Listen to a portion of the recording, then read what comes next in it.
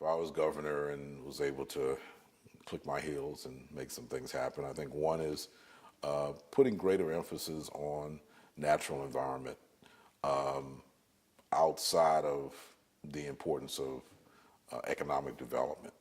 And sometimes they're strange bedfellows. You know, there's immediate results and then there's long term. Because of the oil spill, what was built was destroyed very quickly, and unfortunately, you can't rebuild it as quickly as you need it. But working towards environmental and issues and importance of what that means to our environment, because we are a state that environmental is so important. It's important for everything that we do, and I think that is how I was governor. That has to be emphasized. It doesn't mean that you're not about economic development, because two, which is economic development, how do we build economic development, which means by working with private industry and other entities and nonprofits to make a difference. I think economic development being my second emphasis as governor is how do we bring these partners and collaboratives together to work together. The importance of nonprofits is that there's not an economic base that they're gaining from that. They're working to bring a betterment for society. That many times seems to be lost in many of the private-public partnerships because private industry is looking at, okay, what's the return on investment? You know, the public is looking at ways to find the resources from private industry to make things happen.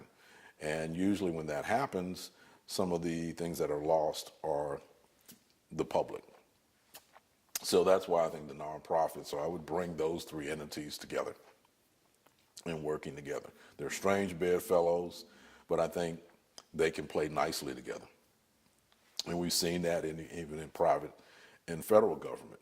Not always looked at favorably, but as the reality that, all entities are going to need to mesh together if we're going to survive. The third aspect would be bringing citizens together and, again, educating them, taking them on to see the Mississippi River Gulf outlet wall that was being built. Things like flyovers so that they can see the general public, making that available so they can understand better what's going on.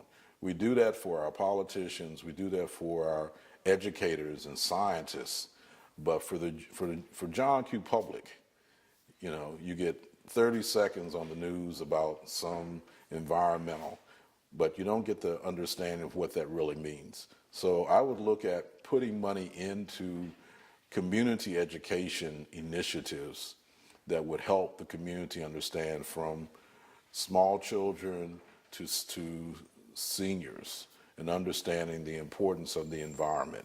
Because I think, to me, that is the thread of what it means to bring our community back together after an oil spill, after a hurricane, or after a natural disaster or a man-made disaster that comes in.